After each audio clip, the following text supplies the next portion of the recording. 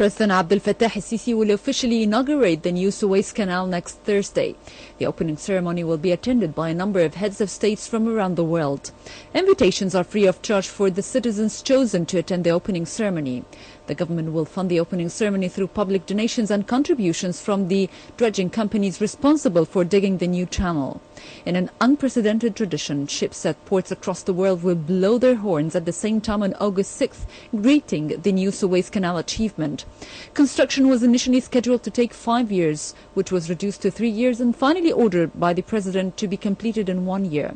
The new canal runs pretty much parallel to the existing canal, and when in action will increase capacity from around 50 to 100 ships per day by allowing 24/7 two-way traffic rather than the current system of one-way convoys. In addition to 6 new tunnels for cars and trains are planned to end the isolation of the Sinai by connecting it to Egypt's mainland. The canal itself is a vital source of hard currency for Egypt. The new Suez Canal is officially opened early this August. It will represent not only an important project for the nation, but a significant achievement for the men, machines and the vessels responsible for the feat. With its iconic status, massive earthworks and dredging of millions of cubic meters of material, the infrastructure project is the largest to be completed this year in the Middle East.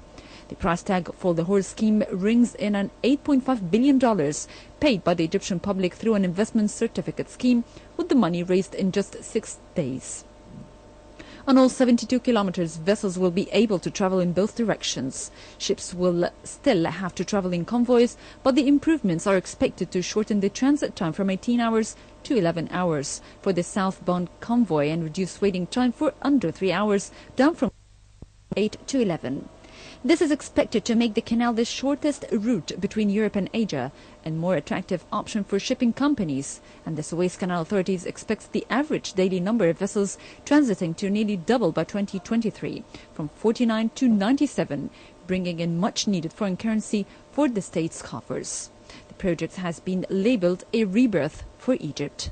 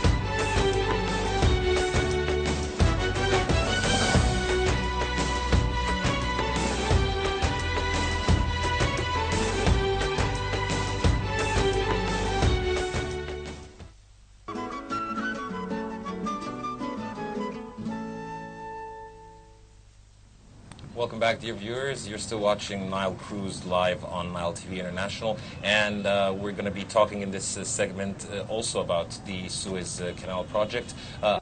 That the whole world is talking about. The inauguration ceremony is just around the corner. Many experts believe that this mega project is a bridge to success, as it was quoted by General Moheb Mamish, the head of the Suez Canal Authority, and also the whole world has praised this project, and it's said that it's the door or the window to the new Egypt. And to discuss the ramifications and the consequences of this project, we're most delighted to be joined here on location by Dr. Ahmed Mehnan. He's professor of political economics.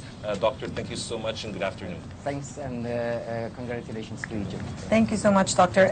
Let me start off with the first question. What message does the experimental passage of the 3 huge ships actually deliver to the Egyptians and to the world? I believe the head of the insurance committee was here, the international committee that is responsible for insuring, like Deloitte, insuring the ships and the international trade routes. We're here 2 days ago to basically witness the passage of the 3 ships particularly, and also witness all sites on hand. And I think this is a clear endorsement from insurance company number one that this is a safe passage, and the Egyptians have really managed to do it in a year, and it's quite secure for them to be able to pay companies or the ships money in case any accidents take place. So number one, this is an endorsement from these companies. Number two, there's also the head of the Marine Association was also here with Mr. Mohab to witness the work, and this is also again an endorsement from International Association. On top of that, I think the international media is really playing a major role to basically highlight the changes in international trade in the next few months, because this is basically going to increase the trade passing from the Suez Canal from about 12% to about 35% in the next months to come, and also ensures that the canal is able to accommodate double the number of ships, because at the moment we receive about 47 ships a day, and with the parallel channel of the 35 kilometers, I think that increases it to about 98 ships, in addition to the actual development of Egypt, the poverty alleviation, which basically part of the international or the United Nations program, basically. So on all fronts, this great project will ensure that Egypt on its way to the first century. Yes, sir, as an expert, an economic expert, do you believe that the revenues or the positive outcome will be felt right away after the inauguration, or is it a long-term I think more than the economic benefits that we will gain from the Suez Canal, I think the social and cultural benefits that we will see in terms of the self-destruction frustrations that really covered the entire of Egypt over the past 30 years. So Egyptians after a long time see or can basically have a confidence on themselves that establish mega projects and can achieve it and achieve a record. And I believe Guinness Record is also talking about this to put it in their record. So in terms of the social and cultural changes on a mindset to value work, I think it's going to impact on as an economic benefit on the long run, that the Egyptians will start to invest more and more into the mega projects and put Egypt on the 21st century. The second part in terms of the economic benefit, yes, it will be felt, and that's on 3 main areas. Number one, the increase of the revenue from passing the Suez Canal from about $5.6 billion to about $6.5 billion increase per annum. So we're talking about $13 billion as it was basically studied in the plan by the year 2023. Number two, in terms of developing the whole corridor, we're talking about 42 projects, and basically including particularly in addition to the industrial zones, the tourist zones, as well population areas. I think we're going to see 7 tunnels. 2 of them accommodate trains, which basically tying the trade routes, the old Silk Road that would tie the 3 continents, Africa, Asia, and Europe. On top of that, there's also an increase in revenue measured at about $100 billion. And this is not a lot. A lot of people are saying this is quite a lot. Now, Jebel Ali in Emirates achieved annually about $7.3 billion. This year, with the agreement between Iran and 5+1 on the nuclear program of Iran, I think that will increase the revenue as expected from Jebel Ali to about $10 billion. If you're looking at the size of Suez Canal corridor along 193 kilometers on both sides, in addition to the development in Sinai and on the western side between Sinai and eastern Delta, I think easily is going to reach $100 billion. That's number 2. Number 3, I think more than that is the movement of the population.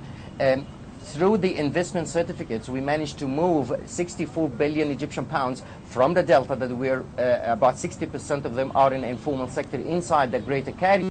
Move that into the Suez Canal development area, and that basically gives Egyptians a lot of confidence to invest in that particular area, because it's a very fragile in a very security-wise as an expert again, Dr. Ahmed, do you think that the project is actually taking into consideration all the national security measures? Absolutely. Part of it's actually the mega plan of the Suez Canal the development corridor is actually taking into account 5 main shields that will maximize the security issues. Number 1 is the industrialization shield, which basically having industrial areas on both sides, so basically makes it very difficult for any invaders to come from the east. Number 2, we're talking about 18 population areas. So basically having a human shield, as you know. So if you look at Israel attacking Hezbollah, for example, they can always attack them by air force, but they can never invade them on a ground level. And this is basically the second shield that we're talking about, is the human shield. So industrial, human. We're talking about trade and tourist areas. There's a lot of yacht and tourist activities in that particular area, cruise routes, hotels, restaurants, filling stations, factories, so a lot of that. On top of that, with the movements of the capital towards the east is going to create a diplomatic shield, because we're talking about the movement of 193 embassies, 400 associations on top of the United Nations organizations as well as the Arab League organizations. So slowly we're going to have movements towards the east into Sinai. Exactly. So we basically, quite frankly, using the whole world to support us in securing Sinai because they have interest. And on top of that, we've got the two free zones, the Russian and Chinese. So any invaders from the east will have to think 10 times because before they invade Sinai, because they know that there's a lot of interest for Russian, Germans, Chinese, Korean, and so on. And also, I believe the development of Sinai might help in bringing an end to the threats or the terrorist attacks. Absolutely, it's one of the factors here is the human shield. It's quite important, and having the tourist and trade areas by filling Sinai with foreign tourists, foreign companies in terms of investment, it created interest for a lot of major economic countries, and it becomes basically an international zone as it was in Hong Kong. So it's not an Egyptian zone anymore, it's an international trade zone. And adding to that the petrol market that will be established in Sinai, so you're going to have a hub for petrol selling and buying, ships passing through. They want to buy petrol from one country so they can buy from a particular area. And the second project is the crops that will be established in Gamita. So here you're creating an interest for the whole world on this particular area, so they become helpers to the Egyptians in securing Sinai. And Dr. Ahmed, as we are, of course, currently Egypt is facing terrorism now, what do you think would be the current media? What's the role of the media?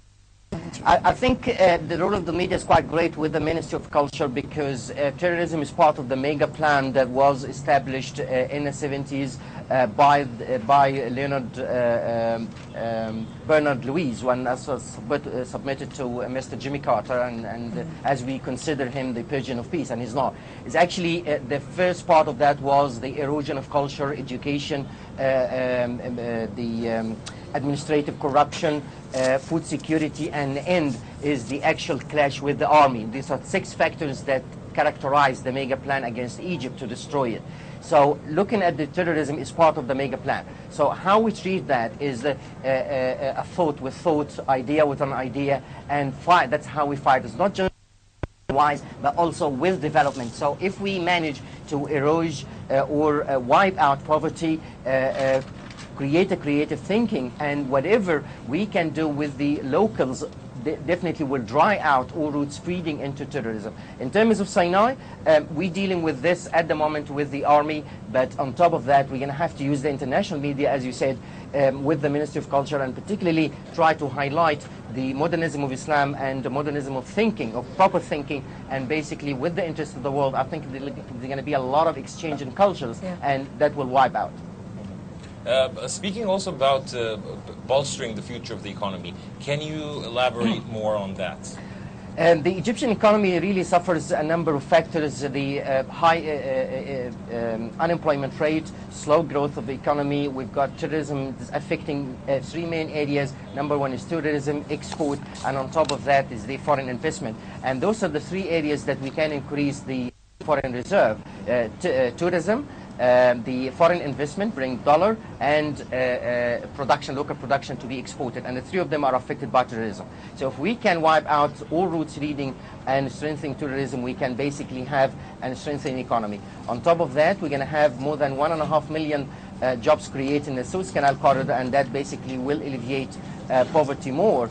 On top of that, we're going to have a lot of foreign direct investment, and that is basically ensured by the endorsement of the International Marine Association on top of the Economic Forum that was done in March. So definitely we're looking at a number of projects amount to 22 mega projects like the Suez Canal. This is just the beginning of the second crossing, let's say. And from there on, we're going to have a lot of mega projects that can serve the entire country, and the redistribution of wealth, redistribution of the population along the all areas to utilize all resources. And Dr. Ahmed, there were suggestions from the expatriates, the Egyptian expatriates, to launch maybe a coin or a banknote to commemorate the opening of the mega Absolutely, project. it's a great idea. Do you think this would be a good idea to maybe market our country Absolutely, even more? and it's particularly helpful for the cultural understanding for our kids later on. Yeah. Now we And can as a see there's a lot souvenir, of as a memory to be absolutely, kept. and memories, and it makes Egyptians proud. That's why I said at the beginning, the actual social impact that we're going to have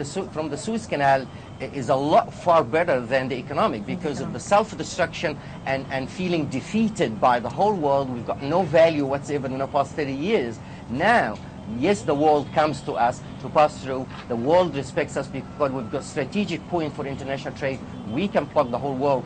And we're seeing now with the petrol market as well as the crops market, I think we're going to have a lot of strengths. And my expectation in the next 5 years, Egypt will be expanding to the top 20 economies in the world. But we need to focus on the next project on two areas. Number one is administrative reform to fight corruption, and number two, focus on energy, because that's what the world needs. Away from the positive aspect, what are the potential challenges this project to succeed? Finances. I think the problem that Egypt always faces is finances, but I think the Egyptians now have really presented a huge lesson and set the precedent that any country can build its own by the local currency. And we've always, and I remember on a Nile TV I had this conversation way before the Suez Canal, and one of the questions always raised is, where do we get the money for the Suez Canal corridor? And I always knew that we have an informal sector that amounts in trade annually 1.2 trillion Egyptian pounds. So we've got a lot of money. The problem is not utilized. And that's number one, because of the administrative corruption. People don't trust the government, and people don't trust the initiatives of government, because in the last 30 years we've never really seen any mega projects where the Egyptians can participate. So for the first time, Egyptians can see, as we say, a project with a head and legs. Where it starts, where it ends, what are the benefits. And most importantly, as a smart objective, is people are trusting the government or the political regime because it adheres to the time frame. That's the most important. And there's a lot of more companies that exist, and Egyptians will definitely participate in a mega project. And how do you think, Doctor, the inauguration on Thursday will affect tourism? Definitely it will encourage international tourists, because number one, it ensures that there is a security in Egypt. And number two, Egypt on its way. That's number one. And I think the entire world now moves about 85% of economies worldwide are services, and 15% on production. So whatever we see in cars, ships, trains, it's all 15% of the world economy.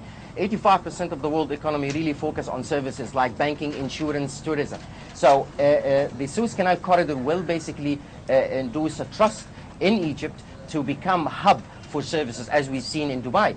So what we need to focus on now in terms of services and also tourism is part of it, is tourism, technology to become a technical hub like India, and on top of that, focus on physical production. Karim, do you have a question? If anything else you'd like to add, sir?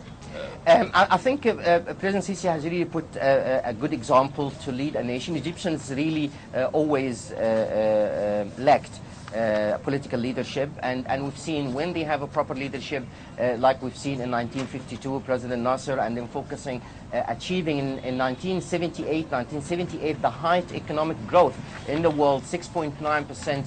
And the Egyptian economy at that time really amounted 3 times the economy of Korea.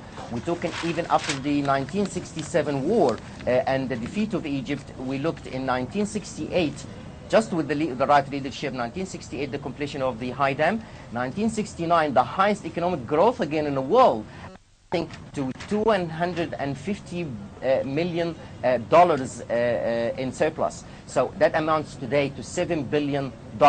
So when we have the right leadership, we basically proceed in a second president or the second republic, let's say, President Sadat also led the nation to the liberalization of Sinai. I think the former President Mubarak destroyed Egypt, and President Sisi has got a lot to do in the next few years to come, but people need to support him and be behind him. Yes, I'm afraid we're running out of time, but really do appreciate your insight. Dr. Ahmed Mehana, Professor of Political Economics, thank you so much for joining us on Nile. Thank you very much. Thank you so much, Doctor. Thank you. And dear viewers, we're going to go for a short break and we'll be right back.